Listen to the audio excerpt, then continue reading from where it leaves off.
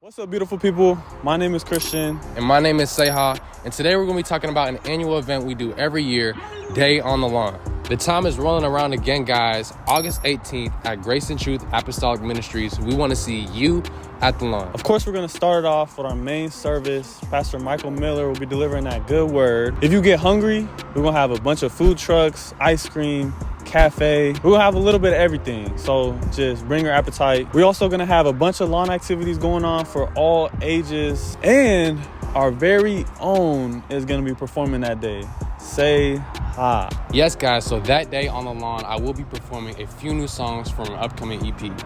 I know a lot of you guys have been asking where the music is at, and so after a year of wait, I'll be performing a selection of songs for all of us to worship to. And to end the day off, we're gonna have the GTAM Holy Hoops 2v2 tourney. You gotta be there. 8 teams sign up total. Just come ready to hoop. There's gonna be people there supporting us, cheering us on. And we got MC Najee in the house. She always is the best MC. We love Najee. It's gonna be an amazing day, everybody. We hope to see you there. We love you all. Everybody have a blessed day.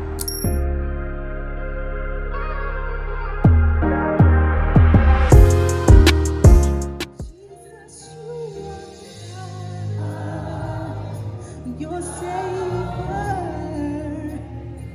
Jesus, you are Lord, my God, my King, and we worship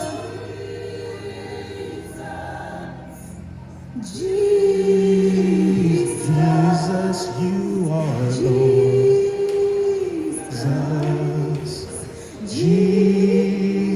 Jesus, you are Lord. Y'all ready for the word? GTAM, you ready for the word?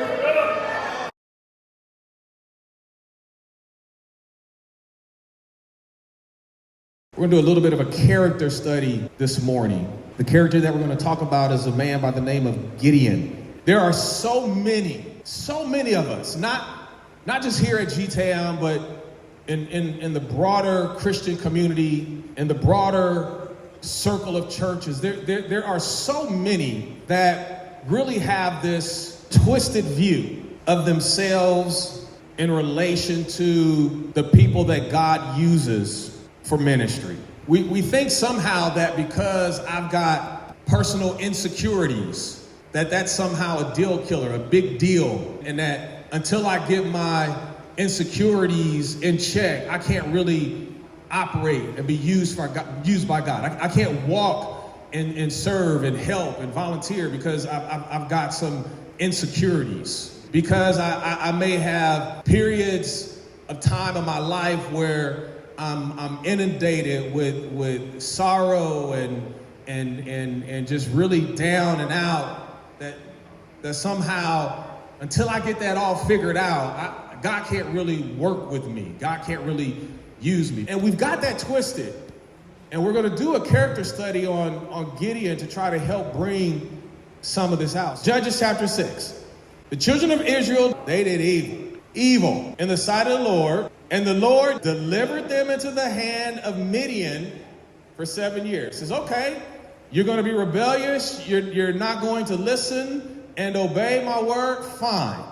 I'm going to allow the Midianites to come in, and they're going to give you the business. They are going to make life miserable for you for the next 7 years. And the hand of Midian prevailed against Israel.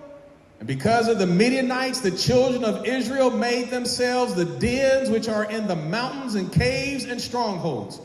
The Midianites stressed these folks out so bad, they went hiding into caves and dens. They don't have nothing to do with these Midianites. They were stressing them out that bad. And so it was when Israel had sown that the Midianites came up and they brought their homeboys, the Amalekites, and the Amalekites brought with them the other buddies, the children of the east.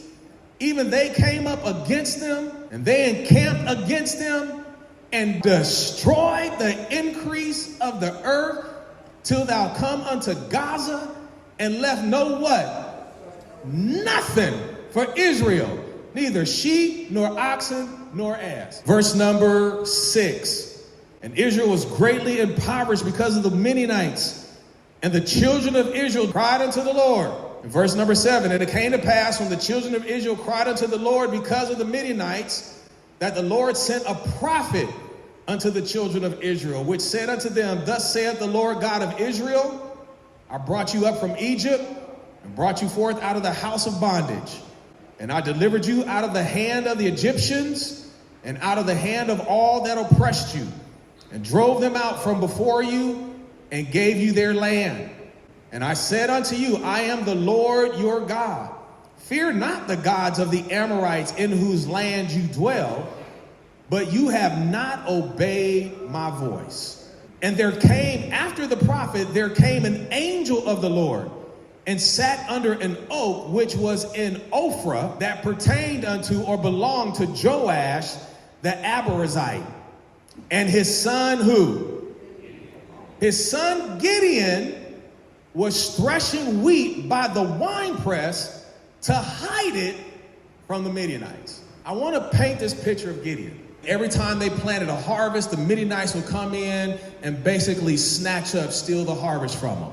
So they resorted to doing stuff in secret, right?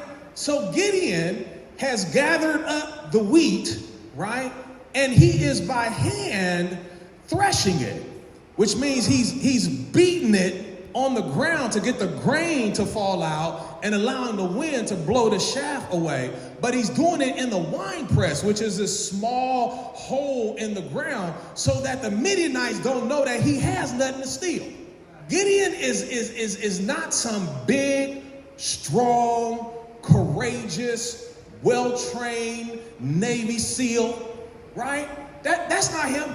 This is just a dude who is doing what his father told him to and doing some basic chores around the house, but doing it in secret so the enemies of his people don't see him. That's Gideon. Verse number 12. The angel of the Lord appeared unto him and said unto him, the Lord is with you, what? He said, the Lord is with you, you mighty man of valor. Who he talking to? No, he can't be talking about Gideon. Mighty man of valor? Little old Gideon? Little old me? Gideon said unto him, O my Lord, if the Lord be with us, why then is all this befallen us?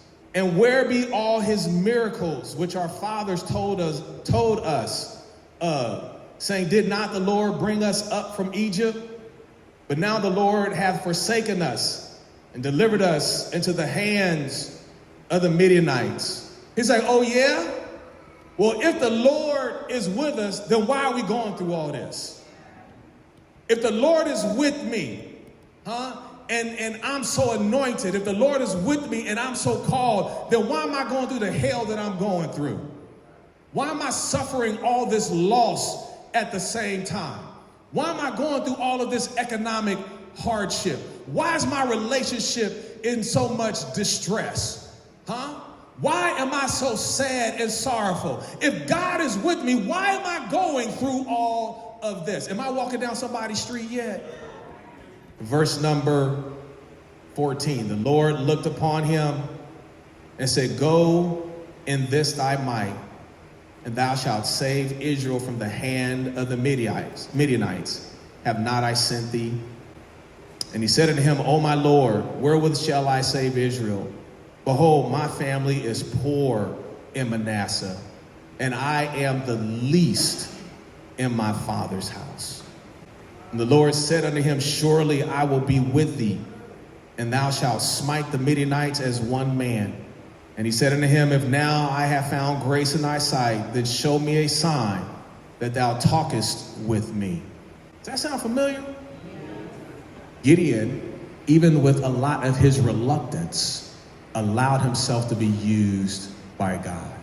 Gideon, in his humanity, nothing extraordinary about him, nothing super dynamic and fantastic about him, opened himself up to be used by God. And he was used by God tremendously. You'll see later on where God used him in just a small army of about 300 folks to destroy all of the Midianites and to liberate Israel once again. Amen. I'm bringing this up to us today because God ain't even asking us to build an army and to overthrow nations. God ain't asking you to do any of that. For most of us, God is saying, hey, can you sing a song? Can I get you to just pray with people from time to time? Hey, can I get you to just be nice and hospitable and greet people, show people some love on occasion? And we pull out, oh, I don't know if I'm called to that. Oh, I don't know if I got my life together enough for that. Oh, I don't know if I'm ready for all that. What's all that? What's the all in that? God ain't asking you to overthrow nations. I was going to title this message, Can I Get a Witness? Because for many of us, that's all God is asking you to do is be a witness. Has God done something for you? Yes? Then stand up and go and show yourself. Go and be a witness. Listen, let me tell you this truth. You ain't so special that you the first person or the last person that's going to have to deal with being nervous and anxious to do what God told them to do. You ain't the first, and you ain't going to be the last. You ain't that special. You ain't going to be the first or the last person that is dealing with insecurity and unsure about doing what God has told you to do. We're saying, well, God, as soon as you change me, then I'll go. You got it backwards. When you go, you will be changed. We waiting on the change before we go. When I get over my anxiety, when I get over my depression, when I get over my fear, when I get over being broke, when my marriage gets together, when me and my girl get married, when this, when that, and the other, and wonder why your tail's still sitting in the same spot you was. It's not until you start the journey that you begin to see things change.